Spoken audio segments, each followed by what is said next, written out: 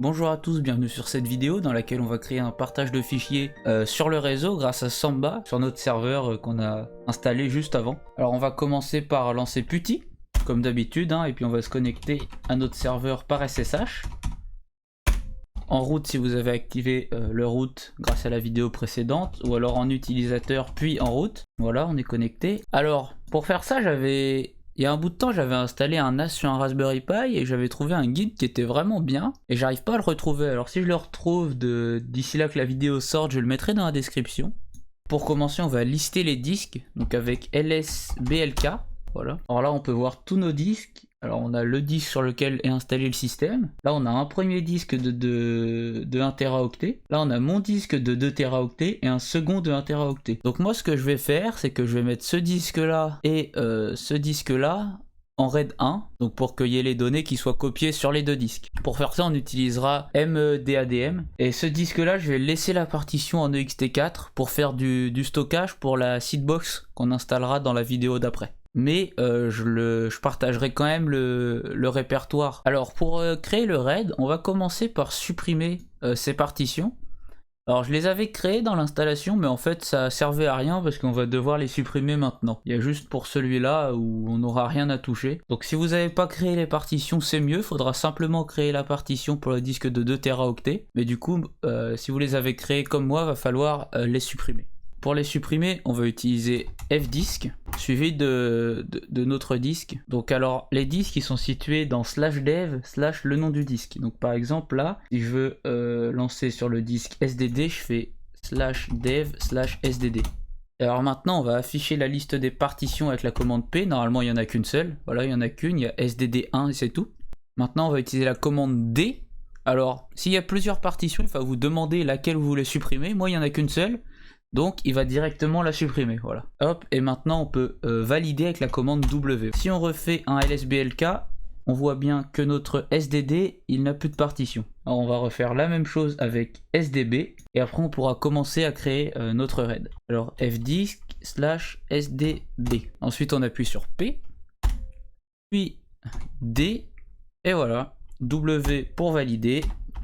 On refait un lsblk pour vérifier. Donc on a bien notre SDB qui est complètement vide et notre SDD qui est aussi complètement vide. D'ailleurs c'est important pour faire le RAID 1 d'avoir deux disques qui font à peu près la même taille. Bon, on va pouvoir commencer l'installation maintenant qu'on a fait ça. Donc on va faire un sudo apt update. Pas besoin de sudo d'ailleurs puisqu'on est en route. Après on va faire un apt upgrade. Et on va installer MDADM, donc c'est ce qui va nous permettre de créer le RAID, Samba command et CIF utils. Alors ça après ce sera pour la partie NAS. On met oui.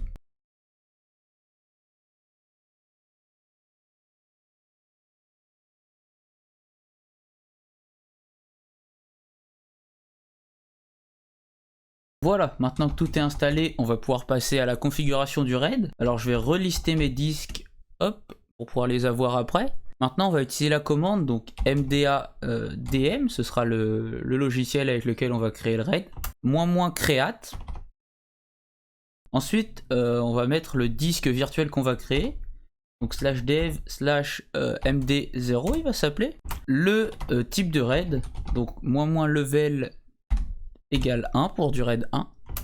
Le nombre de disques avec --raid-device. Donc là ce sera 2. C'est adapté selon vous après. Si vous avez 4 disques, il vous en faudra 4. Et ensuite on va noter donc les deux disques qu'on va utiliser pour le RAID. Donc c'est SDB. Alors /dev/ SDB. Et ensuite /dev/ SDD. Ça devrait être bon, on peut faire Enter. Là on met Yes, et voilà, il est en train de commencer à créer le RAID. Alors pour voir l'état de la création du RAID, on va utiliser la commande cat avec le fichier /proc/mdstat. Et donc là ça nous dit que la synchronisation on est à 0,4% et qu'elle est finie dans environ 133,5 minutes. Alors normalement pour passer à la suite on n'a pas besoin d'attendre la fin de la synchronisation, mais par sécurité moi je préfère attendre quand même. Voilà, donc la synchronisation du RAID est terminée. Donc maintenant on va pouvoir créer les volumes sur le RAID. hop, on voit bien qu'il nous a créé sur notre disque SDB et SDD une partition MD0, donc RAID 1. Maintenant on va pouvoir créer le système de fichiers. Alors avec mkfs, point ce qu'on veut, donc moi je vais mettre le xt4, l'option -f et du coup le disque, enfin, le volume, donc /dev /md0. Là il n'y a rien à faire, hein, il fait tout seul. Et voilà, il nous a créé notre système xt4 sur notre RAID. Maintenant on va monter nos disques donc dans des dossiers. Alors moi je vais créer un dossier /RAID directement à la racine de mon système. Et donc après je vais monter avec mount, donc c'est /dev /md0 dans /RAID. Alors normalement maintenant je peux aller dans /RAID. Hop. J'ai oublié le slash. Voilà. Et pour vérifier, je peux faire hop cette commande. Et on voit bien que mon /RAID il est relié à /dev /md0 et qui fait 916 Go, donc la taille totale de mon RAID. Alors je vais en profiter pour monter mon /data. Hop, mkdir /data dans lequel je vais mettre mon disque de 2 Teraoctets. Alors hop, mount, donc c'est /dev voilà, c'est sdc1 /data du coup. Voilà, hop, je peux faire pareil. Je peux aller dans mon /data, cette commande là, sauf que là je mets data et on voit bien que j'ai 1,8 Teraoctets de libre. Donc c'est bien le bon disque dans le bon dossier. Alors maintenant pour que MDADM analyse automatiquement le RAID au démarrage, comme ça s'il y a un problème en théorie il devrait nous faire ressortir une erreur. On lance cette commande et ensuite pour rendre le RAID accessible au démarrage, hop, cette commande là. Maintenant on va ajouter une règle à fstab pour que notre RAID soit monté directement au démarrage. Voilà. Maintenant on va gérer les permissions et les droits du coup sur nos dossiers. Alors ce que je vais faire c'est que je vais faire un groupe qui va s'appeler RAID et un groupe qui va s'appeler data et je vais ajouter mon utilisateur donc TS. Vous pouvez le faire avec un autre utilisateur. Vous pouvez d'ailleurs ajouter un utilisateur avec adduser. Donc je vais ajouter TS au groupe RAID et je vais ajouter TS au groupe data. Maintenant, on va donner la propriété de mon /RAID au groupe RAID et de mon /data au groupe data. On va lui donner les droits. Maintenant, je vais créer un fichier que je partagerai ensuite donc dans mon /RAID ainsi que dans mon /data. Et je vais aussi d'ailleurs lui donner les droits. Hop, hop. Et aussi la propriété, je vais la donner au groupe. Voilà, on peut regarder avec cette commande qui a des droits dessus, donc j'ai bien mon groupe data et mon route, donc on est bon. Et pour RAID, c'est pareil, hein, on a bien RAID et route. Alors maintenant on va devoir aller éditer le fichier de configuration de Samba. Avant ça, on va faire une sauvegarde au cas où on fait un peu n'importe quoi, et on va aller l'ouvrir avec Nano. Ensuite on va aller tout en bas.